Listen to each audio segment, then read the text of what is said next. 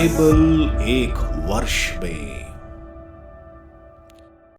नमस्कार, आप सबका बाइबल एक वर्ष में स्वागत है। आप सब ने जो कदम उठाया है प्रभु के वचन सुनने के लिए, यह हमारे जीवन के अंधेरों को दूर करेंगे और हमें प्रभु के प्रकाश में चलाएंगे। आज हम निर्गमन ग्रंथ का अध्याय 11, 12, संतमती का अध्याय 25 और स्रोत ग्रंथ का 48वां स्रोत सुनेंगे। प्रभु का वचन सुनने से पहले आइए हम ईश्वर से प्रार्थना करें। हे प्रभु, हम आपका वचन सुनने वाले हैं। हमारे मन की आंखें खोलें और हमें आध्यात्मिक प्रज्ञा दें ताकि हम आपको जान सकें और आपके वचन के अनुसार अपना जीवन जिए। यह हम मांगते हैं आपसे प्रभु यीशु के नाम, आमीन। निर्गमन ग्रंथ अध्याय 11, 10वीं विपत्ति की चेतावनी। प्रभु ने मूसा से कहा, मैं फिरौन और मिस्र पर एक और विपत्ति ढाऊंगा। इसके बाद ही वह तुम लोगों को यहाँ से जाने देगा। जब वह तुम्हें जाने की आज्ञा देगा तब तुम लोगों को यहाँ से बिल्कुल निकाल देगा। लोगों को यह समझा दो कि प्रत्येक पुरुष अपने पड़ोसी से और प्रत्येक स्त्री अपनी पड़ोसिन से चांदी और सोने के आभूषण मांग ले। प्रभु ने मिस्रियों की दृष्टि में इजरायलियों को कृपा पात्र बनाया। यही नहीं, मिस्र देश में फिरौन के पदाधिकारी और लोगों की दृष्टि में मूसा एक महान व्यक्ति समझा जाने लगा। मूसा ने कहा, प्रभु यह कहता है कि मैं आधी रात में मिस्र का परिभ्रमण करूंगा। तब मिस्र के सब पहलौठे मर जाएंगे। सिंहासन पर विराजमान फिरौन के पहलौठे पुत्र से लेकर चक्की पीसने वाली दासी के पहलौठे तक, पशुओं के सब पहलौठे बच्चे भी मरेंगे। सारे मिस्र में जोरों का हाहाकार मचेगा, जैसा ना आज तक मचा है और ना आगे कभी मचेगा। परंतु इजरायलियों के विरुद्ध चाहे मनुष्य हो चाहे पशु, एक कुत्ता भी नहीं भौंकेगा। इससे आप जान जाएंगे कि प्रभु मिस्रियों और इस्राएलियों में भेद करता है। तब आपके सब पदाधिकारियों मेरे पास आएंगे और प्रणाम करते हुए कहेंगे कि आप और वे सब लोग जो आपके अनुव्रती हैं चले जाइए। इसके बाद मैं चला जाऊंगा। इतना कहकर मूसा क्रोध से तमतमाते हुए फिरौन के यहाँ से चला गया। प्रभु ने मूसा से कहा था, फिरौन तुम्हारी बात पर इसलिए ध्यान नहीं देता कि मिस्र में मेरे चमत्कार बढ़ते जाएं। मूसा और हारून ने फिरौन के सामने यह सब चमत्कार दिखाए, परंतु प्रभु ने फिरौन का हृदय कठोर कर दिया था। उसने इजरायलियों को अपने देश से जाने की आज्ञा नहीं दी। निर्गमन ग्रंथ अध्याय 12, पास्का का भोजन। प्रभु ने मिस्र देश में मूसा और हारून से कहा, यह तुम्हारे लिए आदि मास होगा। तुम इसे वर्ष का पहला महीना मान लो।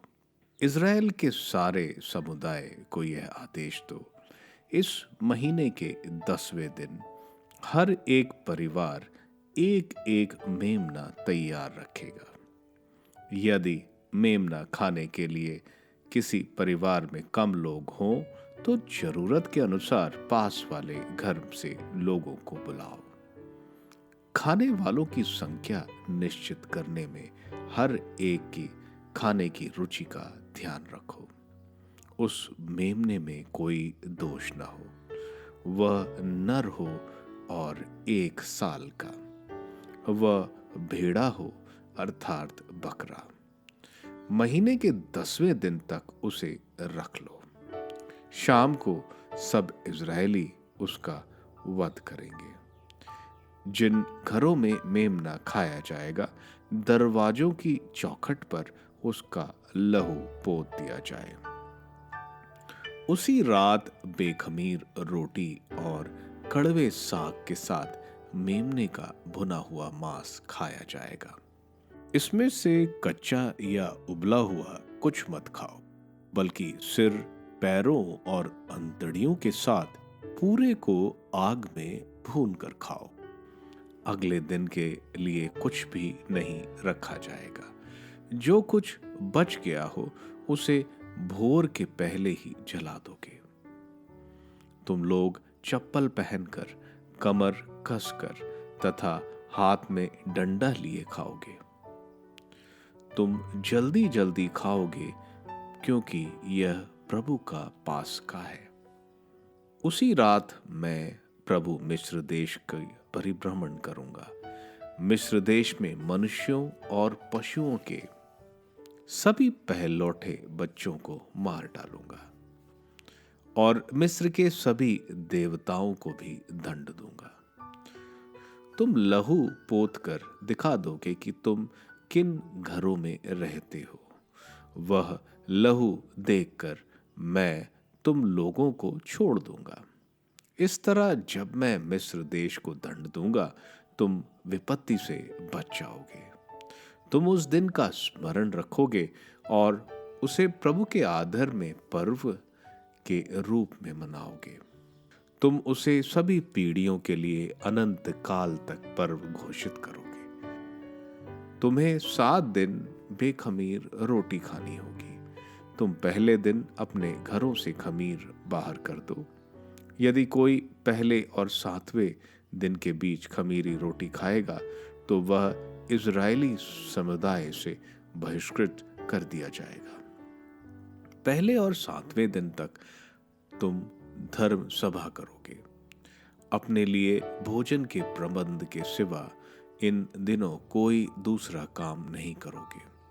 तुम्हें बेखमीर रोटियों का पर्व मनाना होगा, क्योंकि वह वही दिन होगा जिस दिन मैं तुम्हारे सारे समुदाय को मिस्र देश से निकाल लाया हूं। इसलिए तुम यह दिन चिरस्थायी आदेश के रूप में पीढ़ी दर पीढ़ी मनाना। पहले महीने के 14वें दिन की शाम से इस महीने की 21वें दिन की शाम तक तुम्हें बेखुमुरी रोटी खानी होगी। 7 दिन तक तुम्हारे घरों में कोई खमीर ना हो। यदि कोई खमीरी रोटी खाएगा, तो वह इजरायली समुदाय से बहिष्कृत किया जाएगा, चाहे वह प्रवासी हो चाहे इजरायली। तुम कोई खमीरी रोटी मत खाना। अपने सब निवास स्थानों में तुम बेखमीर रोटी ही खाना। मूसा ने सभी इजरायली नेताओं को बुलाकर उनसे कहा, अपने अपने परिवारों के लिए मेमने का प्रबंध करने जाओ और पास्का मेमना का वध करो। तब तुम जूफा का गुच्छा बर्तन में रखे हुए रक्त में डुबाओ और बर्तन का रक्त चौखट और द्वार के दोनों बाजुओं पर लगाओ। तुम लोगों में कोई सवेरे तक अपने घर के द्वार से बाहर न निकले। प्रभु देश की परिभ्रमण करते हुए मिस्रियों को मार डालेंगे। जब वह चौखट और द्वार के दोनों भुजाओं पर वह रक्त देखेगा, तो वह उस द्वार के सामने से आगे निकल जाएगा और तुम्हें मारने के लिए विनाशक को तुम्हारे घर के अंदर जाने नहीं देगा। तुम और तुम्हारी संतान एक चिरस्थायी प्रथा के रूप में इस आदेश का पालन करती रहेगी। जब तुम उस देश में प्रवेश करोगे जिसे प्रभु अपनी प्रतिज्ञा के अनुसार तुम्हें प्रदान करेंगे, तो तुम इस प्रथा का पालन करते रहो। यदि तुम्हारी संतान तुमसे पूछेगी कि आपकी इस प्रथा का क्या अर्थ है, तो तुम उससे कहोगे, यह प्रभु के आदर में पास्का का बलिदान है। जब प्रभु ने मिस्रियों को मारा था, तो वह मिस्र में रहने वाले इजरायलियों के घरों के सामने से आगे निकल गया था और उसने हमारे घरों को छोड़ दिया था। यह सुनकर लोगों ने घुटने टेक कर दंडवत किया। इसके बाद इजरायली लोग ऐसा ही करने लगे। प्रभु ने मूसा और हारून को जैसी आज्ञा दी थी, उन्होंने वैसा ही कहा। 10वीं विपत्ति, पहलौठे की मृत्यु। प्रभु ने आधी रात को मिस्र देश के सब पहलौठे, सिंहासन पर विराजमान फिरौन के पहलौठे से लेकर बंदी गृह में पड़े हुए कैदियों के पहलौठे और पशुओं के पहलौठे बच्चों तक को मार डाला। रात में फिरौन, उसके सब पदाधिकारी और सब मिस्री जाग गए। मिस्र में बड़ा हाहाकार मच गया, क्योंकि ऐसा एक घर नहीं था जिसमें कोई ना मरा हो। तब रात में ही फिरौन ने मूसा और हेरोन को बुलाकर कहा, उठो, तुम दोनों इज़राइलियों को ले कर मेरी प्रजा के यहाँ से चले जाओ। जाओ, तुमने जैसा कहा था वैसा ही प्रभु की पूजा करो। जैसा तुमने कहा, अपनी भेड़ बकरियों, अपनी गाय बैलों को भी लेते जाओ। अब जाओ और मुझे आशीर्वाद दो। इस समय मिस्री उन लोगों को जल्द से जल्द देश से बाहर निकाल देना चाहते थे, क्योंकि वे सोचते थे कि कहीं ऐसा ना हो कि हम सब भी मर जाएं। इसलिए लोगों ने अपना आटा खमीरी होने के पहले सिर्फ गूंदे हुए रूप में ले लिया और गूंदने के बर्तनों को भी अपनी अपनी चादरों में बांधकर कंधे पर रख लिया। मूसा के कहने के अनुसार इजरायलियों ने मिस्रियों से चांदी, सोने और आभूषण और कपड़े भी मांग लिए। प्रभु ने मिस्रियों की दृष्टि में इजरायलियों को कृपा पात्र बना दिया, इसलिए उन्होंने जो कुछ मांगा मिस्रियों ने उन्हें दे दिया। इस तरह उन्होंने मिस्रियों को लूट लिया। इजरायलियों का मिस्र से निर्गमन। इजरायलियों ने रामसे से सुकोत की ओर प्रस्थान किया। बच्चों और स्त्रियों के अतिरिक्त पैदल चलने वाले पुरुषों की संख्या लगभग 6 लाख थी। बहुत से परदेशी उनके साथ हो लिए और भेड़ बकरियां तथा बैल गायों के बहुत भारी झुंड भी। वे मिस्र से जो गूंदा हुआ आटा अपने साथ ले गए थे, उन्होंने उसकी बेखमीर रोटियां पकाई। उनके पास खमीर नहीं था, क्योंकि वह इतनी जल्दी में मिस्र से निकल दिए गए थे कि उन्हें रास्ते के भोजन तैयार करने का समय तक नहीं मिला था। इजरायली 430 वर्ष तक मिस्र में रहे थे। जिस दिन ये 430 वर्ष समाप्त हुए, उसी दिन प्रभु की समस्त प्रजा मिस्र से निकल गई। प्रभु उस रात जागरण करता रहा, जिससे वह इज़राइल को मिस्र से बाहर ले जाए। इसलिए समस्त इज़राइली पीढ़ी दर पीढ़ी उसी रात को प्रभु के आदर में जागरण करते हैं। पास्का पर्व की रीतियां। प्रभु ने मूसा और हेरोन को यह आज्ञा दी।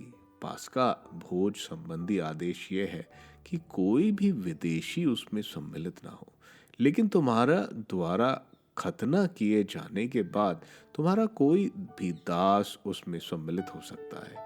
कोई भी विदेशी या मजदूरी करने वाला नौकर उसमें सम्मिलित नहीं होगा। वह एक ही घर के अंदर खाया जाएगा। तुम उसके मांस का कुछ भी घर के बाहर नहीं ले जाओगे। तुम उसकी एक भी हड्डी नहीं तोड़ोगे। इजरायलियों का सारा समुदाय यह पर्व मनाएगा। यदि तुम्हारे साथ प्रवासी के समान रहते हुए कोई विदेशी प्रभु के लिए पास्का बनाना चाहता है, तो उसके यहाँ प्रत्येक पुरुष का खतना किया जाए।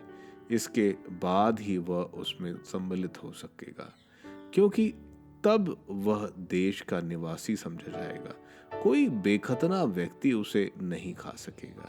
मूल निवासी और तुम्हारे साथ रहने वाले विदेशी दोनों के लिए यह नियम लागू है।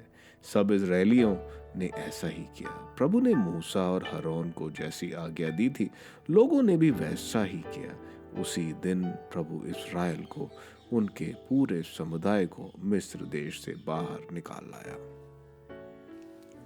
संत मती का अध्याय 25। 10 कुंवारियों का दृष्टांत।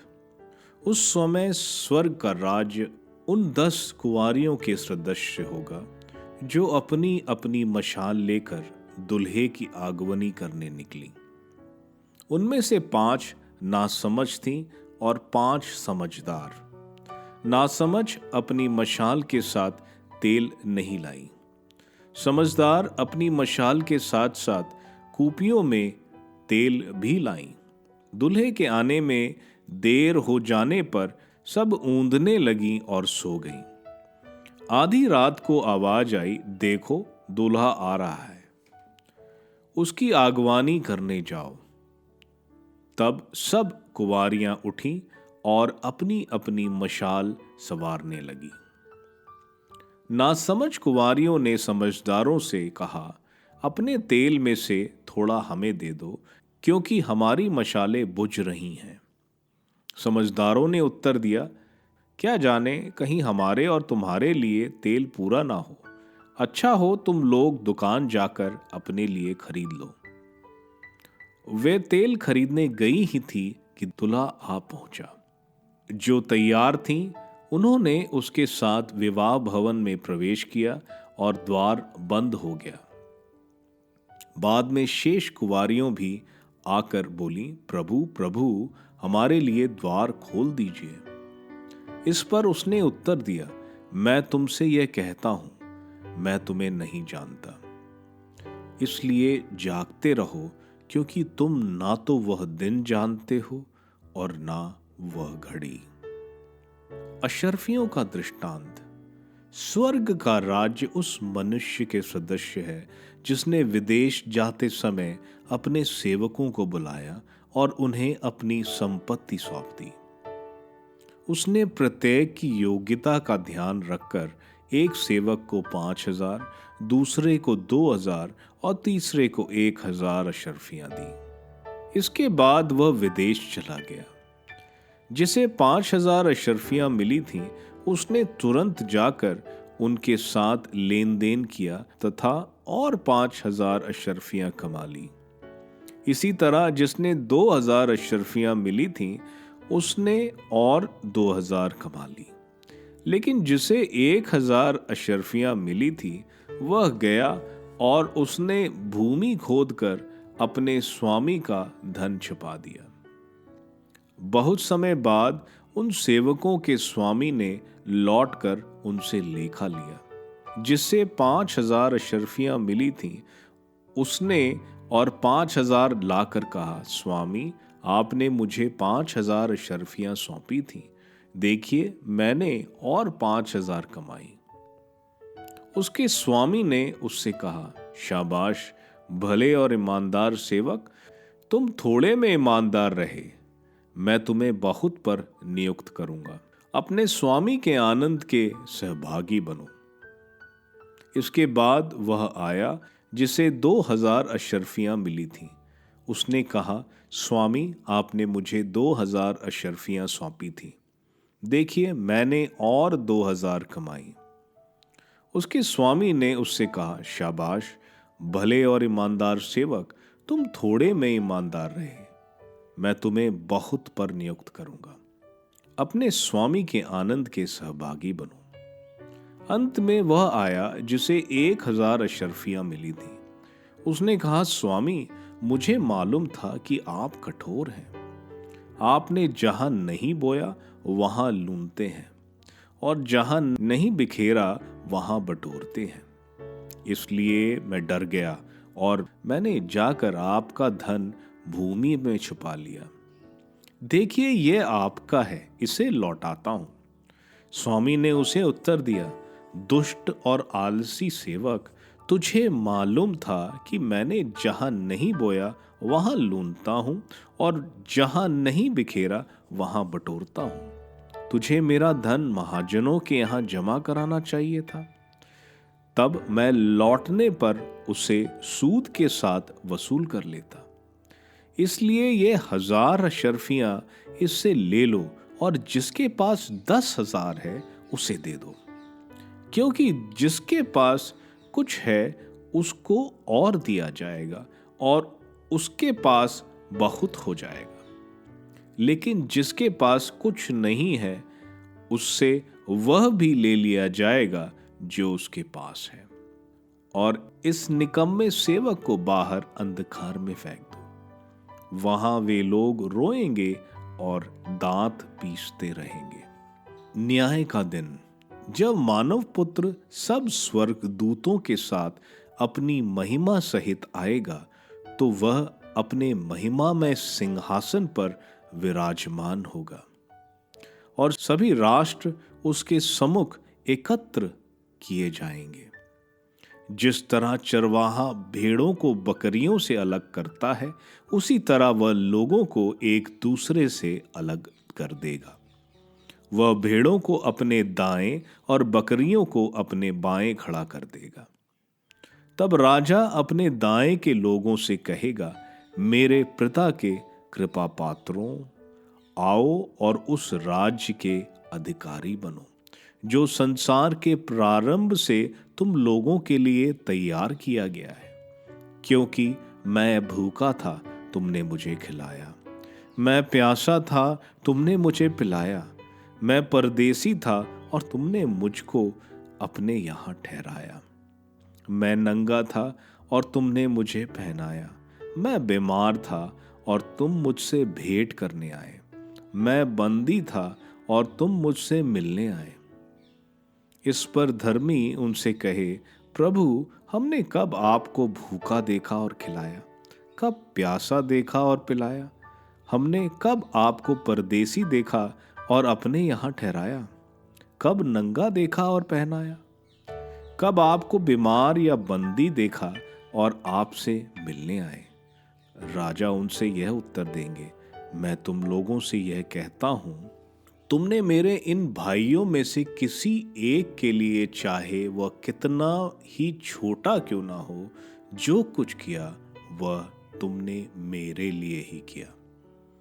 तब वे अपने बाएं के लोगों से कहेंगे, शपितों, मुझसे दूर हट जाओ, उस अनंत आग में जाओ जो शैतान और उसके दूतों के लिए तैयार की गई है।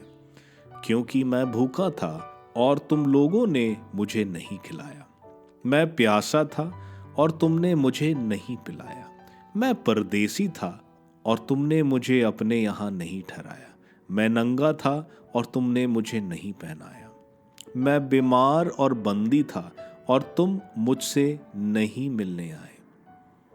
इस पर वे उनसे पूछेंगे, प्रभु, हमने कब आपको भूखा, प्यासा, परदेसी, नंगा, बीमार या बंदी देखा और आपकी सेवा नहीं की?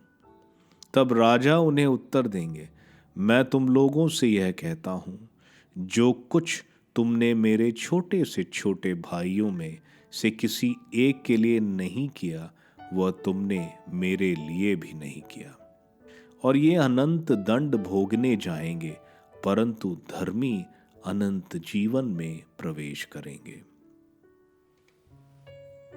स्रोत ग्रंथ स्रोत 48। सिय्योन ईश्वर का पर्वत, एक गीत, एक स्रोत कोरह के पुत्रों का। प्रभु महान और परम प्रशंसनीय है। हमारे ईश्वर के नगर में उसका पवित्र पर्वत ऊंचा और मनोहर है। वह समस्त पृथ्वी को आनंद प्रदान करता है। सिय्योन का पर्वत ईश्वर का निवास और राजाधिराज का नगर है। ईश्वर उसके गढ़ों में निवास करता और उसे सुरक्षित रखता है। देखो, राजगढ़ संगठित हो गए, उन्होंने मिलकर उस पर आक्रमण किया। वह उसे देखते ही घबरा गए, आतंकित होकर भाग गए। वे वहां पहुंचते ही इस तरह भयभीत और पीड़ित हो गए, जिस तरह प्रसव निकट आने पर स्त्री को वेदना होती है। उनकी दशा उन समुद्री जहाजों जैसी हो गई है, जिन्हें पूर्वी आंधी छिन्न भिन्न कर देती है। जैसा हमने सुना था, वैसा ही हमने देखा है। विश्वमंडल के प्रभु के नगर में, हमारे ईश्वर के नगर में, ईश्वर उसे सदा के लिए सुरक्षित रखता है। ईश्वर, हम तेरे मंदिर में तेरे प्रेम का मनन करते हैं। ईश्वर, तेरे नाम की तरह तेरी स्तुति पृथ्वी के सीमांतों तक फैल जाती है। तेरे दाहिने हाथ में न्याय भरा है। तेरी न्यायप्रियता के कारण सिय्योन पर्वत आनंद मनाता है। यहूदा के नगर तेरे निर्णय सुनकर आनंदित है। सिय्योन की प्रदक्षिणा करो, उसकी मीनारों की गिनती करो, उसकी चार दीवारी को ध्यान से देखो, उसके भवनों पर दृष्टि दौड़ाओ, जिससे तुम आने वाले पीढ़ियों को बता सको कि प्रभु हमारा ईश्वर है। वह अनंत काल तक हमारा नेतृत्व करेगा। निर्गमन ग्रंथ के अध्याय 11 और 12 में हम देखते हैं, मूसा फिरौन के महल से निकलने से पहले फिरौन को चेतावनी देता है 10वीं विपत्ति की, जिसमें मिस्री के सब पहलौठे मारे जाएंगे, चाहे मिस्री, उनके दास, पशु, सब के पहलौठे। दास इसलिए क्योंकि उन्होंने भी इजरायलियों का शोषण किया था। फिरौन का पहलौठा भी क्योंकि फिरौन को भगवान माना जाता था। इनकी भी पूजा होती थी। पहलौठे इसलिए मारे गए क्योंकि पहलौठे को पिता के बाद का अधिकार होता है। मूसा ये बोलकर चला आया, लेकिन फिरौन का हृदय कठोर हुआ, उसने उनको जाने नहीं दिया। आगे हम देखते हैं, प्रभु मूसा को बोलते हैं, यह महीना तुम्हारे लिए साल का पहला महीना होगा। यह मार्च या अप्रैल का महीना होता है, जिसको अबीब या निसान कहते हैं। प्रभु कहते हैं, तुम 10वें दिन निसान महीने के एक मेमना जो नर हो 1 वर्ष का, उसे अपने घर में लाओगे और 14वें दिन उसकी बलि चढ़ाओगे। अगर घर के सदस्य कम है, यहूदियों में 10 से 20 लोग को एक घर के सदस्य माना जाता, ना कम ना ज्यादा। इसकी बलि के बाद तुम इसका रक्त अपने दरवाजों के चौखटों पर लगाओगे और यह भोज रात को खाओ। इसको उबाल कर नहीं, भून कर खाओ, कड़वे साग और बेखमीर रोटी के साथ। कड़वा साग का तात्पर्य मिस्र की गुलामी से है और बेखमीर रोटी निष्पाप जीवन का प्रतीक है। जब यह भोज खाओगे तो चप्पल पहनकर, कमर कसकर तथा डंडा पकड़कर जल्दी में खाओ। जब ईश्वर रक्त देखेंगे तो वे इन घरों को छोड़ देंगे और मिस्री के घरों के सब पहलौठे बच्चों को मार देंगे। इस तरह हम देखते हैं, प्रभु के प्रकोप यानी मृत्यु से बचने के लिए मेमने की बलि चढ़ानी पड़ी। इसी तरह हमारे पाप की सजा प्रभु ने क्रूस पर कुर्बानी देकर हमें बचाया और पास्का का पर्व प्रभु की कुर्बानी में पूर्ण होता है। प्रभु निसान के 10वें दिन यानी शनिवार को यरूशलेम गधे पर चढ़कर आए, जिस दिन मेमना घर में लाया जाता है। प्रभु मेमना बनकर आए। 14वें दिन निसान के महीने में प्रभु ने पवित्र बृहस्पतिवार को अंतिम बोझ में परम प्रसाद की स्थापना करते हैं। इसके बाद जिस दिन इजरायली गुलामी से छूटते हैं, यानी निसान के 15वें दिन, प्रभु को 9 बजे सूली पर चढ़ाया जाता है और दोपहर को 3 बजे प्रभु प्राण त्याग देते हैं। जिस तरह मेमने के रक्त ने इजरायलियों को बचाया, जो कि एक चिन्ह की तरह था, कलवरी पर प्रभु ईसा मसीह, जो ईश्वर के मेमने का रक्त क्रूस पर बहाया गया और पूरे संसार को पापों की सजा से मुक्ति मिली।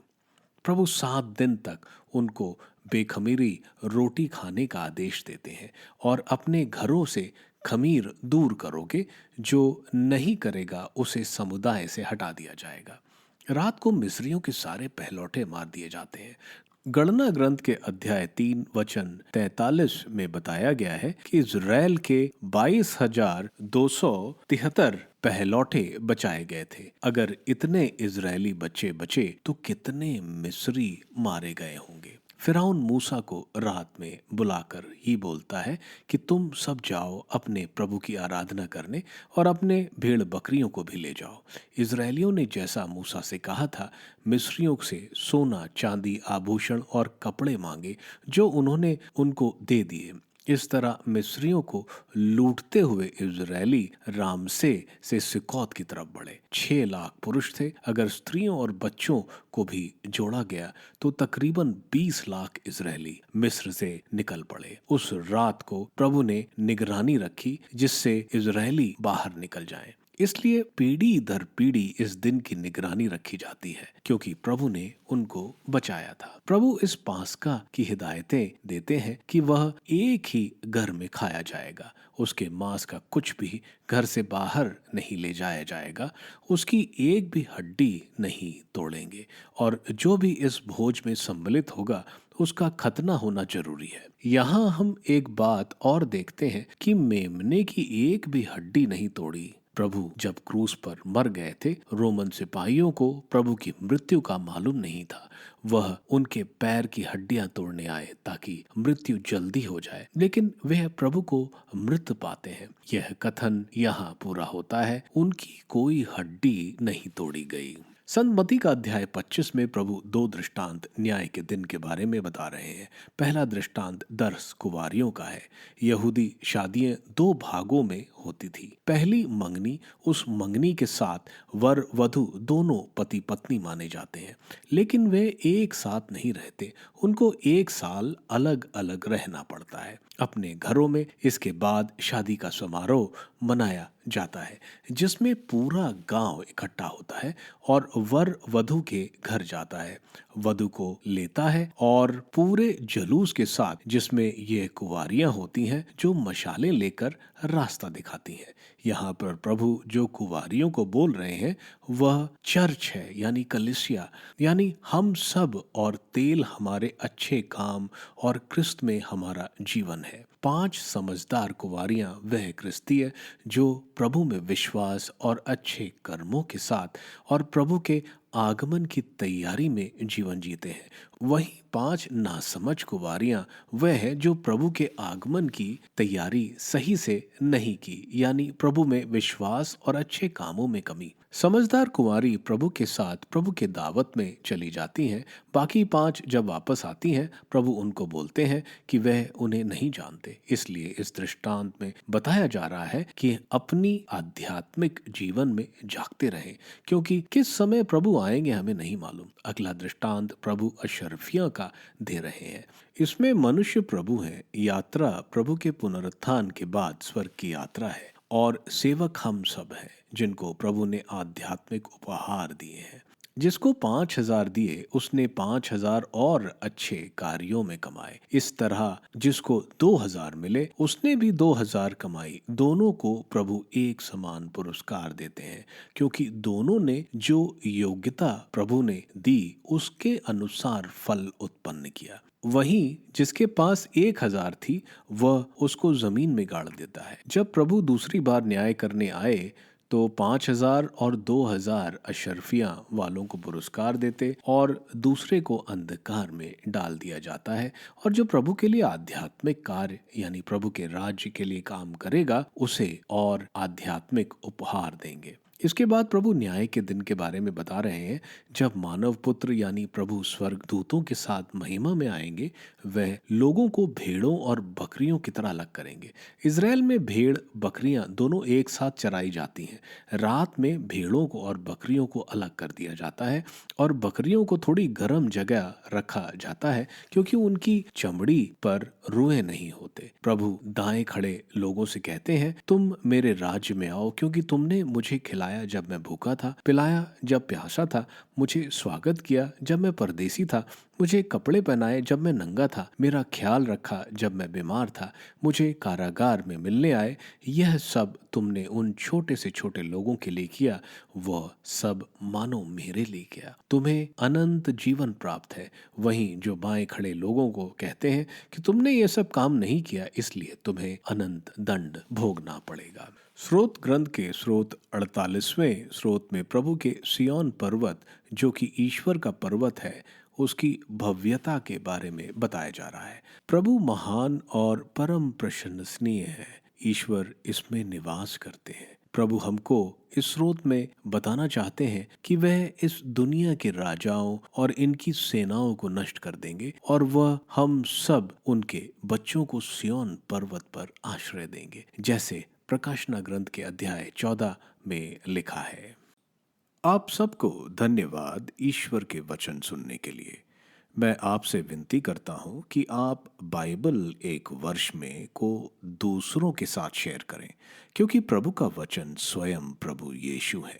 प्रभु को दूसरों को देने वालों को प्रभु की आशीष जरूर मिलेगी। मैं आप सबका बड़ी बेसब्री से कल इंतजार करूंगा। धन्यवाद।